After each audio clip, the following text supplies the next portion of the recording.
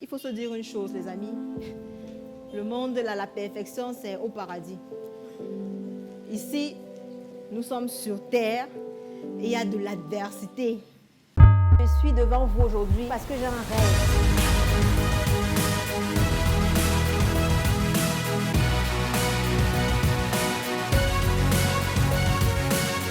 Je veux pouvoir vous aider à atteindre vos objectifs. Le premier piège, c'est que un perfectionniste aura tendance à procrastiner. Pourquoi? Tout simplement parce que tout ce qu'il a envie de faire, ce n'est pas encore parfait. J'ai envie de monter ma boîte, mais non, le logo là ne me plaît pas encore. Il faut que je travaille encore bien sur le logo. Et même quand le logo est travaillé, non, en fait, les couleurs, ouais, non, les couleurs là, ça ne représente pas ce que j'ai envie de faire passer comme message. Donc on va d'abord attendre, il faut que je trouve les bonnes couleurs. 6 mois, il est en train de travailler sur le logo. La boîte, il a déjà toute l'idée et tout, rien n'est mis sur pied parce que il y a ces petits détails là. Après, vous avez même le nom. Hein. Moi, je me rappelle quand je montais ma première boîte, j'ai galéré pour le nom. Et je me suis rendu compte du temps que j'ai perdu à galérer pour trouver un nom. Mais ce n'est pas possible. Vous pouvez changer le nom de la boîte après.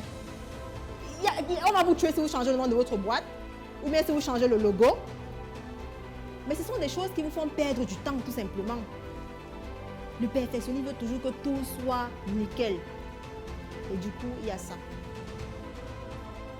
La procrastination. Il y a l'autre chose aussi qui les caractérise, c'est le fait qu'ils ils sont assez insatisfaits. Pourquoi ils sont insatisfaits? Parce que c'est très difficile d'atteindre la perfection. Et c'est parce que même dans leur façon de fixer les objectifs, ils ont des objectifs de malades.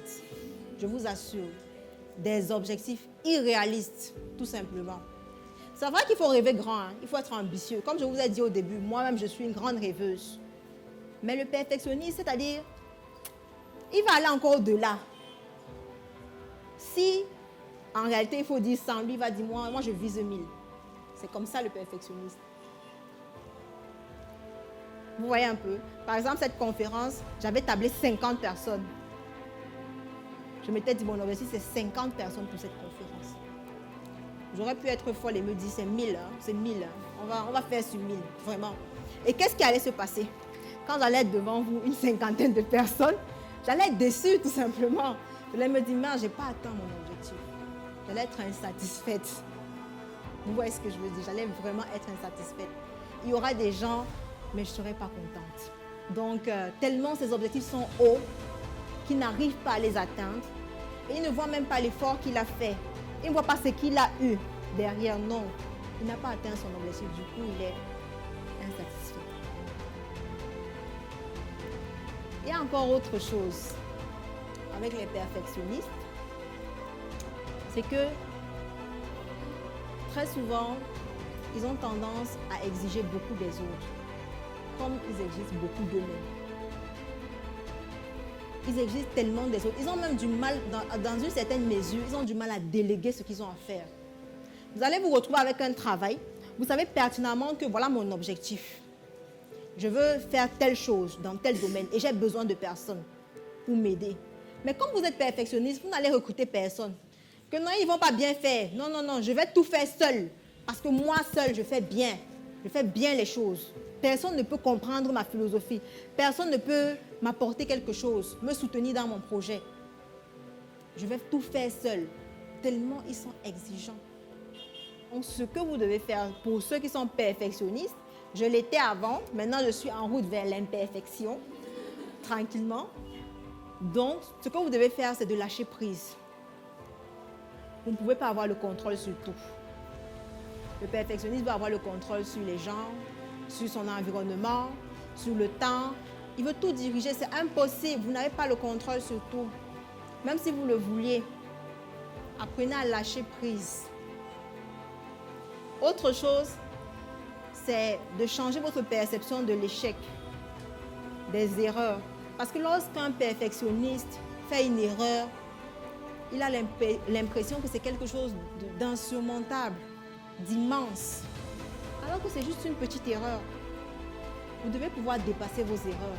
C'est normal de faire des erreurs. Troisième des choses, visez la progression. Laissez la perfection où elle est. Visez la progression, les amis. C'est très important. C'est ce qui compte le plus.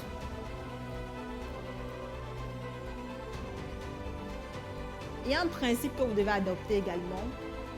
C'est le principe ACEP.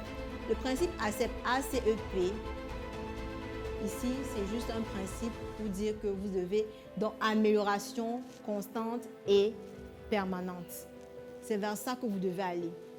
Vous devez tout le temps rechercher l'amélioration. Vous allez passer à l'action, mettre en place un premier prototype de votre projet et plus tard commencer à l'améliorer. Parce que vous ne pouvez pas faire la perfection d'un coup. Ce n'est pas possible. Vous allez devoir tenter encore et encore. Et vous n'allez même sûrement pas atteindre la perfection. Parce que même ceux qui ont cru l'atteindre, plus on y va, plus on nous montre que ce n'était pas la perfection. Vous devez être vous aussi dans cette démarche-là. Amélioration continue.